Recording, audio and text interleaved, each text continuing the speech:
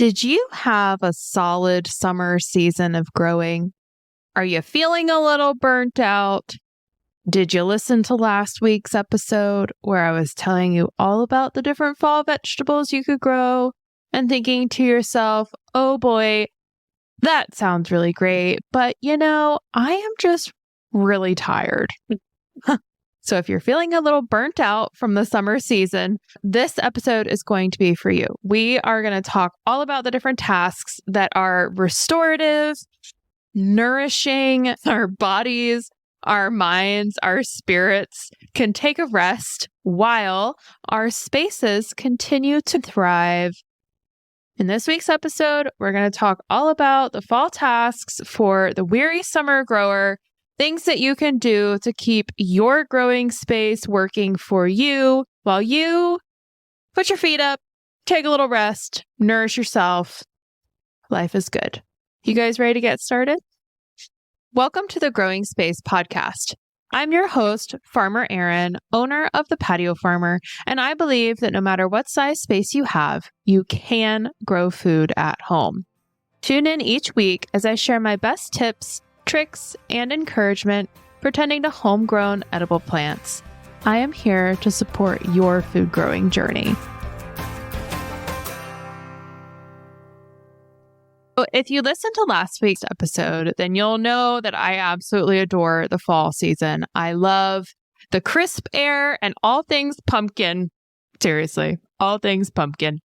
And I love the crops that grow in the fall. Our leafy greens, our root vegetables, peas, onions, garlic, all of them. I adore them. But I do recognize that sometimes going into the fall growing season, it can be a lot. It can be a lot coming off of summer. Summer is known for obviously being hot. And here in the Southeast, the summer is humid and hot. And even our fall season can be a little hot. Like it's still in the 80s here in the Piedmont of North Carolina. It's all good. Our fall vegetables are loving it. Anyway, our summer season, it asks a lot from us. It asks a lot from our minds, from our bodies, from our spirits, right? Like there's a lot that goes into tending to summer vegetables, like managing pests and making sure your soil's not drying out. So watering appropriately. There's a lot of plant disease too that can affect our crops and our yields. And I feel like life in the summer is also kind of chaotic. There's huge bounty that comes not only from our plants, but also life in the summertime. And I feel like anytime we have a seasonal transition, whether it's summer to fall, fall to winter, winter to spring, spring to summer, there's an invitation to just check in and gauge what's needed for the upcoming season.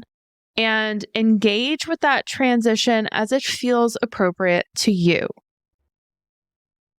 That said, sometimes coming off of summer, the season of heat and production, our bodies, our minds, our spirits are asking for a little bit more coolness, a little bit more peace, tranquility, nourishment. And I think personally, for me this year, transitioning to fall has been really refreshing. Now, I am growing a whole slew of fall vegetables. I've got them all planted. They're thriving. New growth coming every day. It's so exciting. And I really appreciate the opportunity to remove all of the summer crops and plants in their due time.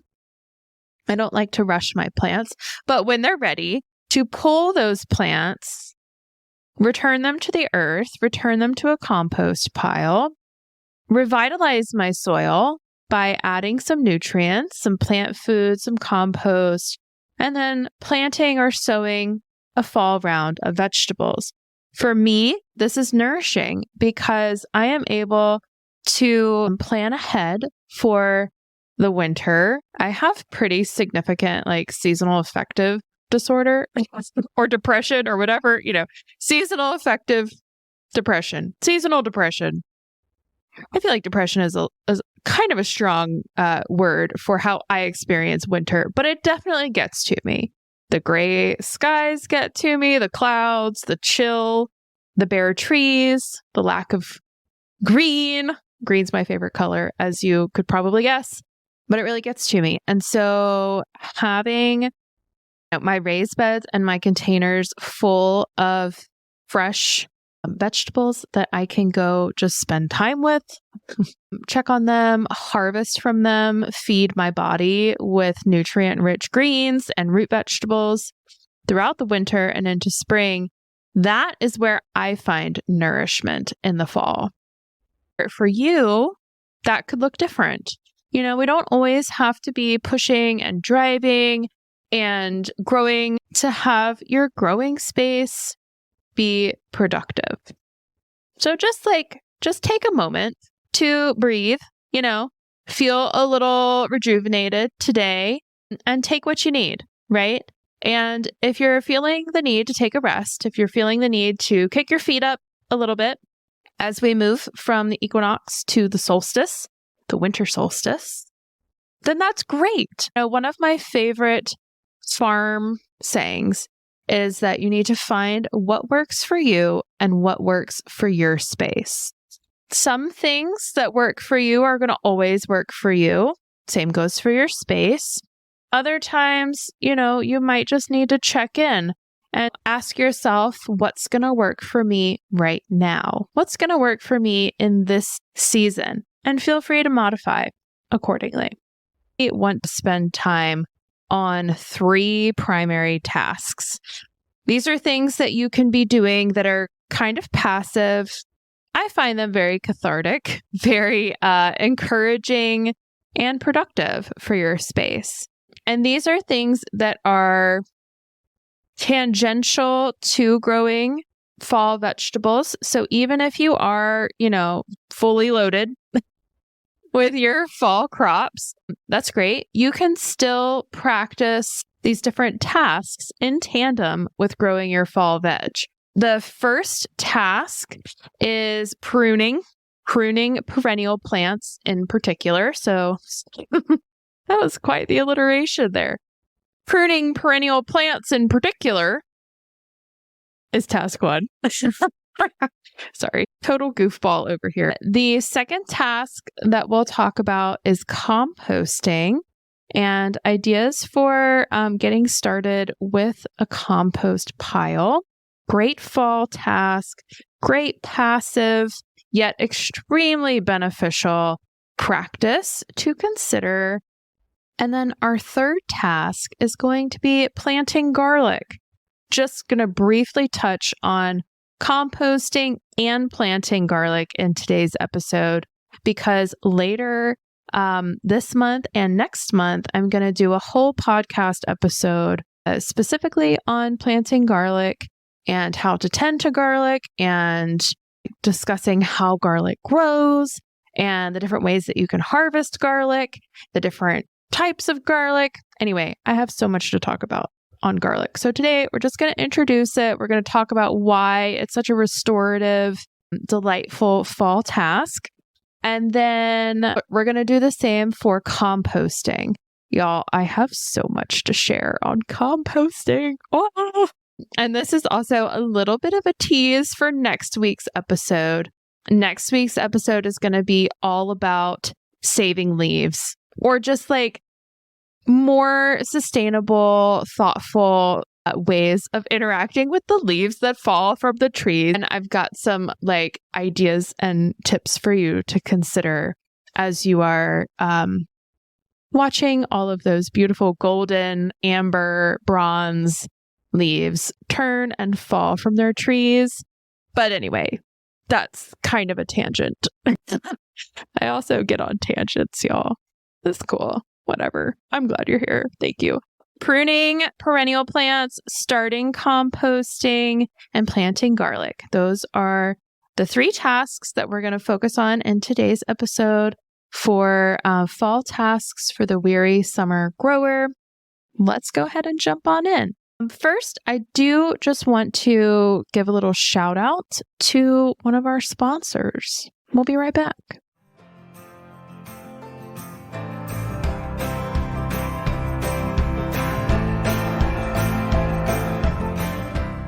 The Growing Space podcast is sponsored by Plant Club by the Patio Farmer. Plant Club by the Patio Farmer is a monthly subscription service I started in 2020. I actually just celebrated the 3rd anniversary of Plant Club this month. I started it in October 2020. Plant Club is a membership-based opportunity to take your growing journey to the next level. With 4 different membership options, you get to decide the amount and kind of support that's right for you. All Plant Club members receive access to my online community through a platform called Circle.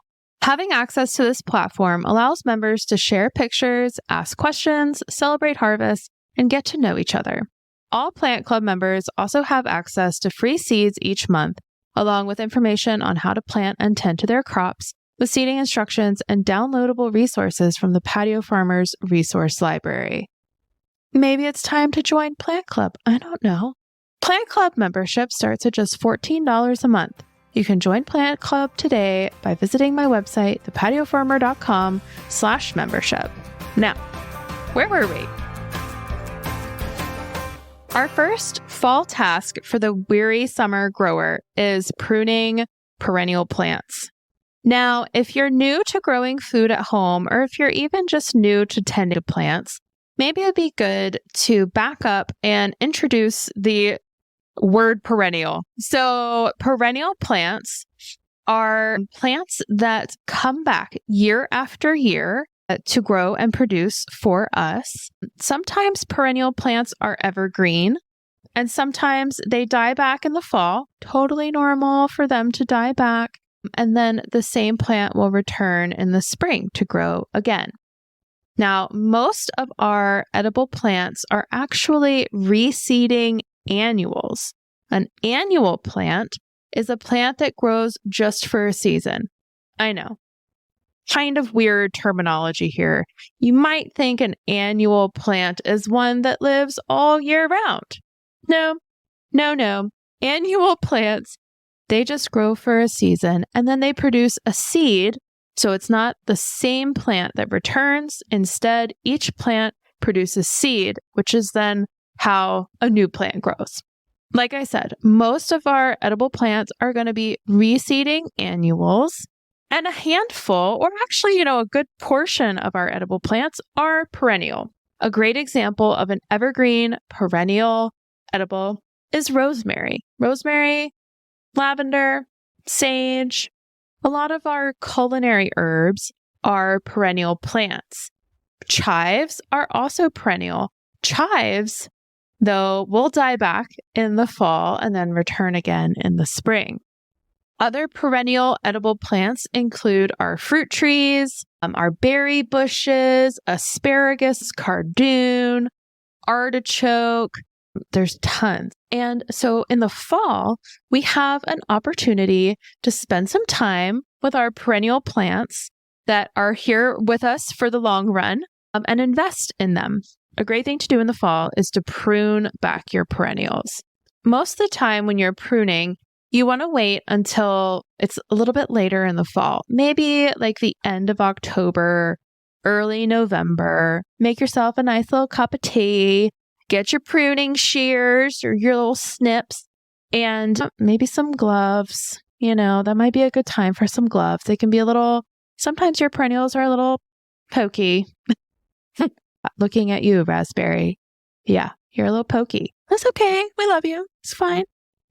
Typically, I like to wait until later in the fall, like I mentioned, to do my pruning because I like for the plants to go ahead and have all of the opportunity to shed their leaves. So as plants are holding on to their leaves, they're taking in sun energy and they're storing it in their little roots, right, for the winter. So I like to give them as much time as possible to pull and store their energy before I get in there and I start pruning. Now, you can also prune your plants in the spring as well. I trim back any of the old growth, anything that I've noticed throughout the season that just hasn't been productive, any branches that are already kind of dying back, or just anything that's kind of dry and crispy. That's usually what I try to prune first. When you are pruning your perennials, you want to make sure that you don't take more than 30% of what the plant has to offer at that time. So they're not like totally in shock by how much you've removed. It gives them enough to like kind of carry on and maintain their growth. So whenever you're pruning, just make sure that you don't take more than 30% of what the plant has available.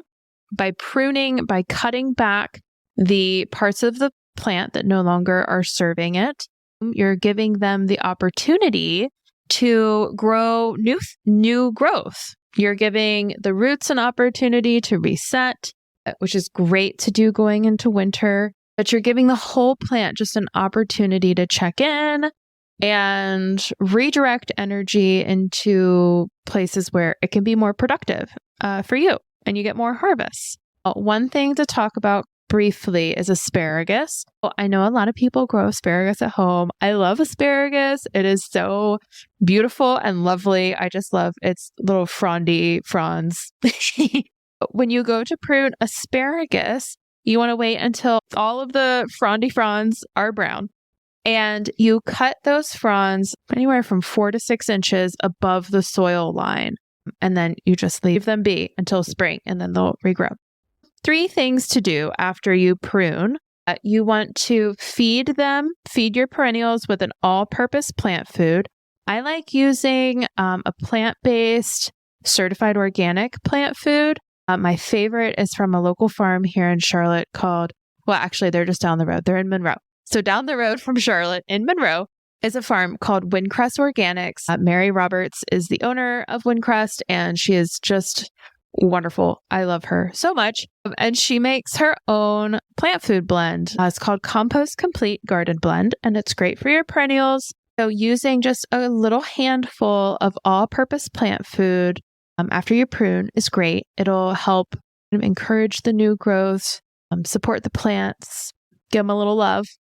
You might also consider mulching around your perennials. We'll talk about that probably next week when I talk about leaves, because spoiler, they're my favorite mulch and they're free. But mulching around your perennials is great. It helps kind of hunker them down for the fall and helps with moisture retention as well.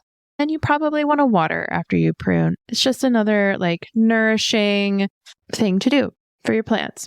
So feed, mulch, and water after you prune, and you'll be all set. So task number 2 for the weary summer grower is to start composting. Trust me, composting is not as scary or as stinky or as gross. I mean, it is kind of gross, but like gross in the best way, like gross in I'm decomposing so that I can feed, plants and nourish plants that will then nourish a human kind of way. I love composting. And composting is just such a great companion to growing food at home. It really reduces your waste. And for me, it's reassuring if I ever have like a wonky tomato or a wonky pepper that I'm like, I don't really want to eat this, but I also don't want it to go to waste. Composting is a great way to just kind of tone down any guilt that you might have from things going uneaten or unused. So there's that. Composting, of course, is the process of turning plant matter into organic matter, which then feeds our soil, feeds our plants, which obviously our plants feed us, and that's great. But when you're composting at home, again, like I said, I'm going to do a whole episode on the different ways that you can start composting. If this is speaking to you and you want to learn more about compost, stay tuned to this podcast. Or when you're practicing composting, the biggest thing to keep in mind is making sure that you're balancing your browns with your greens.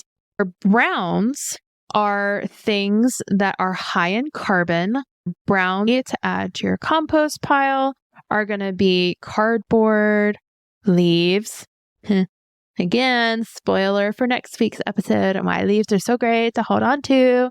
Leaves, full carbon, shredded paper, coffee filters, coffee grounds, all of that good stuff are part of your browns. And then your greens are going to be anything that's fresh from the kitchen. Any veggie scrap, the ends of your squash or your potato peels, your onion peels.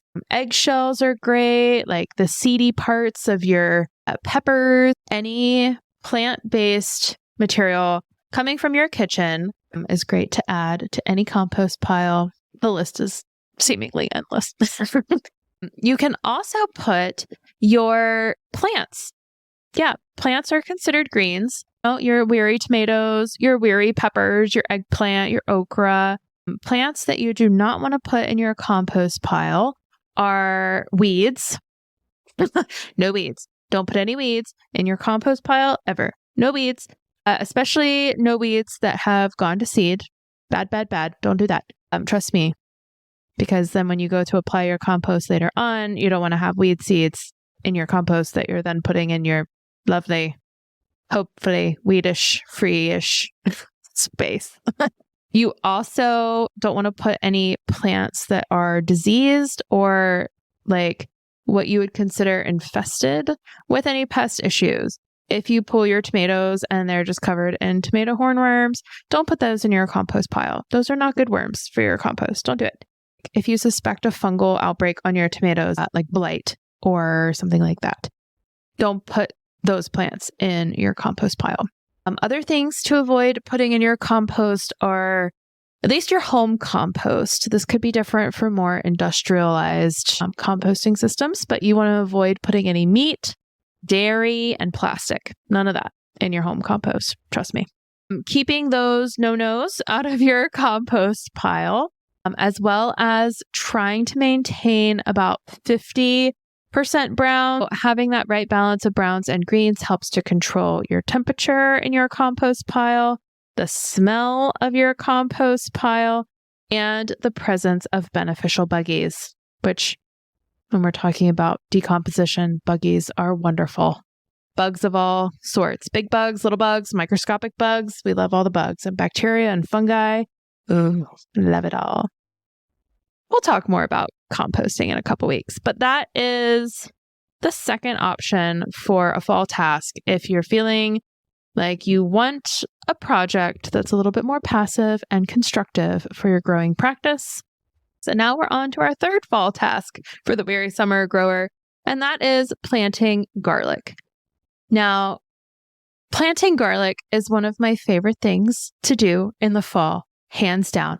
And yes, okay, so garlic is a fall crop. And we're talking about tasks for the weary summer grower. But growing garlic is super special and it's super unique. It's not like any of the other crops and veggies that we tend to. It's the last thing that we plant in the fall growing season for the most part. So the best time to plant your garlic for this agricultural zone, so 7B/8A, is going to be the end of October. I always kind of joke that you plant garlic around Halloween to help keep those vampires away, spooky, ooky vampires. They don't like garlic, but we love garlic. So you plant it around Halloween, and garlic grows all through the rest of fall and through winter. It'll sprout and it'll be like 4 to 6 inches tall, through December. And then it kind of goes dormant. And in its dormancy, it's storing up all of this beautiful energy through the cold. Kind of a beautiful thing. It takes the coldness of winter and it stores it in its little roots. And you can mulch around the little greens as they pop up. They're super resilient. It can snow on them. They can be totally buried and like happy as little clams down there, just hanging out in the soil, being little garlics, bebopping around, little garlic babes. Anyway, they grow all through the winter And then in the spring, early spring, you'll start to see a little bit new growth, and they'll start inching up more and more and more throughout all of spring and into the first few weeks of summer. Garlic is usually harvested in like late May, early June. So it's still technically spring because the solstice is the end of June. But, typically we're planting our summer vegetables in April and May here in Zone 7B, 8A. There is a little bit of timing and planning to keep in mind. Wherever you have your garlic planted, you won't have that space available until probably early June. So just keep that in mind. But seeing your little garlic greens sprouting up through the winter, it just gives so much hope for the spring ahead.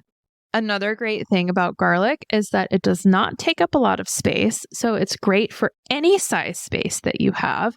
Even if you just have like a big pot or a small pot that you want to try growing some garlic in, you can do that. A totally perfect little home for garlic. You can also grow garlic in a raised bed, or you can grow it directly in the ground. It loves any space you give it. We'll talk a little bit more about the specifics of garlic growing when we do the whole episode on garlic. I would like to just go ahead and mention that if you have specific questions about growing garlic or starting to compost, I would love to hear from you. So I will link this in the show notes.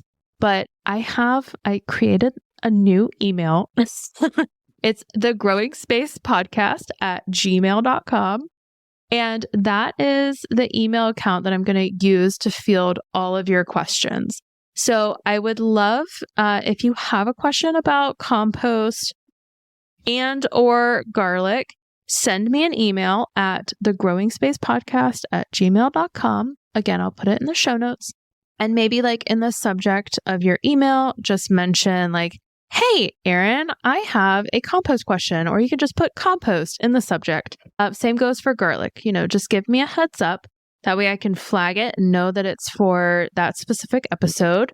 Again, it's the Growing Space Podcast at gmail.com. Okay, so those were our 3 tasks for fall for the weary summer grower. I am so glad that you tuned into this week's episode. I hope that you are leaving the episode today with some things to consider, some restorative and rejuvenating, restful practices for your growing space this season, whether or not you're growing fall veggies, or maybe you're taking up that invitation of just kicking your feet up and relaxing a little. 100% here for that. I hope that you find what works for you and you find what works for your space this fall season. All is goodness and all is growth, one step at a time. We can't grow unless we rest too, I hope that you tune in to next week's episode. It's going to be all about leaves and leaving the leaves and loving the leaves and all of the magical things that leaves do for us and for our plants and for wildlife. I've got a lot of great stuff to share. Be sure to tune in next week for that.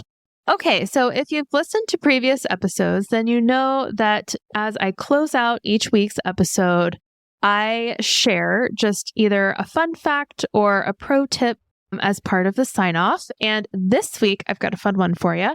And it's kind of about composting, more about attracting earthworms to your space. Maybe you've heard the idea of adding coffee grounds, like spent coffee grounds, to your soil, and how this can be beneficial to your plants and your soil microbiome.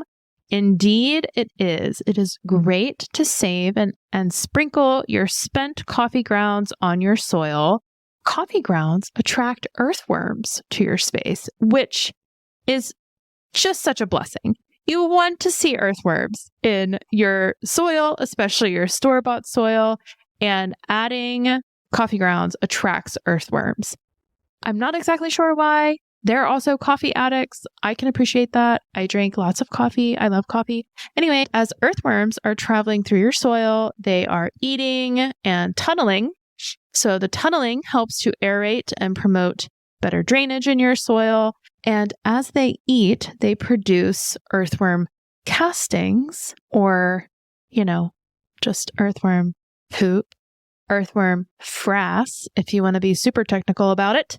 Frass is the term for insect, bug, worm waste. Yes. So their frass is high in nitrogen, a super great soil amendment. Save your coffee grounds, add it to your soil. The little wormies, they will be super happy. Okay, well, that's all I have for you this week, friends. And feel free to follow me on Instagram. I'm on Facebook. I'm kind of on Threads. You can also sign up for my weekly newsletter if you want even more content and information from me. My weekly newsletter goes out every Wednesday morning with more tips, tricks, my little forecast section to let you know all of the things that you can be planting and growing in Zone 7B, 8A this time of year. I'll link all the things in the show notes from today's episode. And yes, I will see you next week for leaves. All right. Have a good one.